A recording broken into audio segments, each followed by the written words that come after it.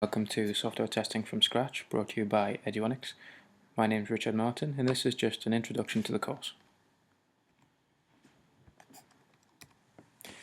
So the syllabus we're going to be covering is Introduction and Overview, what to test and how to test it, the phases of testing, approaches to testing, non-functional testing, platform specialization, test automation, behavior-driven and test-driven development, and of course the all-important report writing and sign-off.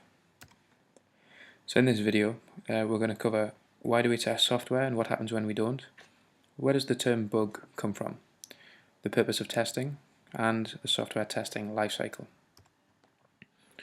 So why do we test software and what happens when we don't? This was one of the most expensive examples I could find in the press. I'll just read it out to you. The clothing manufacturer Levi Strauss in 2003 was a global corporation with operations in more than 110 countries, but with an IT system that was very out of date, shall we say. It had a mix of incompatible country-specific systems, so its bosses decided to migrate to a single SAP system and hired a team of consultants to lead the effort. Fantastic idea. The risk seemed small, wrote the researchers. The proposal budget was less than $5 million, but very quickly things started to fall apart. One of the major customers, Walmart, or Asda in the UK, required that the system interface with its supply chain management system. Of course you'd want it to. This would also create additional work during the change. But during the switch over to the new system, Levi Strauss was unable to fulfill orders and had to close 3 US distribution centers for a week. In 2008, the company took a $192.5 million fine against earnings to compensate for the botched projects, and it fired its chief information officer. Now that fine wasn't just covering losses, it was payments to its customers for compensation, mainly just for the orders that the words weren't supposed to fulfill, but they also didn't comply with certain testing regulations, so it also paid legal fees for that as well. Now where does the term bug come from? There's various examples online, however this seems to be the one that everybody goes for. The first computer bug was discovered by Grace Murray Hopper at Harvard University in 1945. She had a Mark II Aiken calculator, which, for those of you who don't know, is probably about the same size as a 3-bedroom house, and it is just a calculator. It was experiencing some issues. Upon further investigation, a moth was found between the contacts of the relays. Indeed, the first bug was a real one. For further proof, the moth was removed and added to a logbook with an entry reading, "First actual case of a bug being found." The logbook with the moth can be found at the History of American Technology Museum, which is part of the Smithsonian. Wow, I'm not sure I'd want to go all the way to America to look at a moth sellotaped to a test report, but then again, those of you who want to, it is there to see. In my opinion, that's where the term bug came from. Feel free to Google it. There are some other ones up there, but this seems to be the most convincing. So the purpose of testing. Testing accomplishes a variety of things, but most importantly, it measures the quality of the software you're developing. This view presupposes there are defects in your software waiting to be discovered, and this view is rarely disproved or even disputed.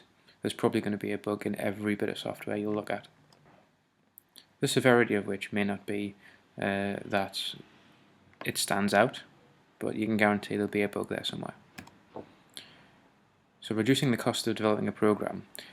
Minimal savings that might occur in the early stages of the development cycle by delaying testing efforts are almost certainly bound to increase development cost later on. Common estimates indicate that a problem that goes undetected and unfixed until a program is actually in operation can be anywhere between 40 and 100 times more expensive to resolve rather than resolving the problem early in the development lifecycle.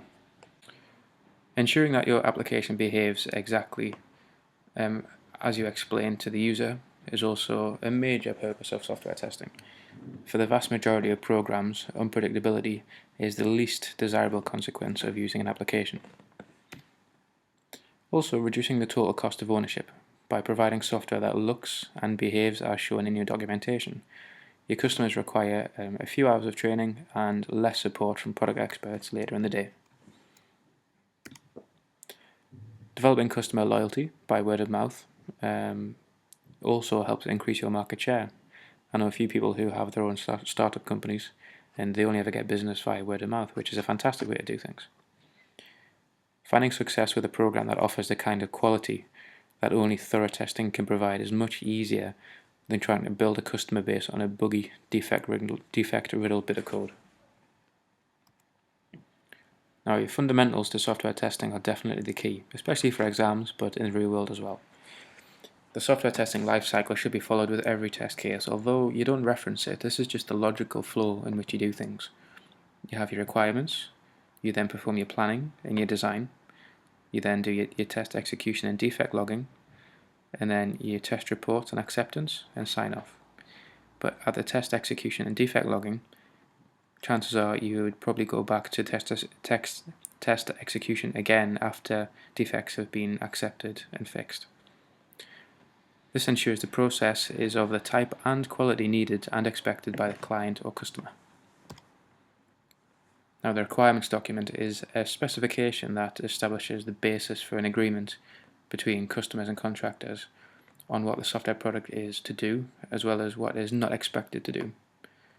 It should also provide a realistic basis for estimating product costs, risks, and schedules. A roadmap is a functional document that explains in detail how a change will be implemented. Because it's a roadmap or a blueprint, the document must be written and approved prior to any code being written by the developers.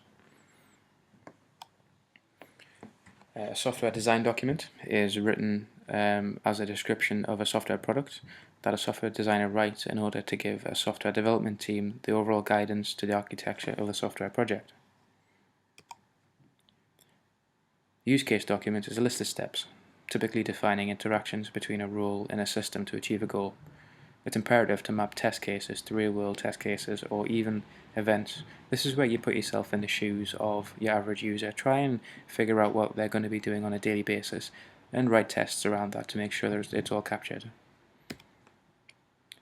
Now, a test traceability matrix is the mapping between customer requirements and the prepared test cases by the QA team. It's used by the testing team to verify how much test coverage of requirements they have. So here we have requirements mapped against test cases. Requirement 1.1, the color will be blue. Test case 1.1, verify the color is blue. Requirement 1.2, the flavor will be orange. Test case 1.2, verify the flavor is orange. Perfect. Now, the testing scope. In the scope section of the test plan, the test team describes specifically what you want your testing to accomplish.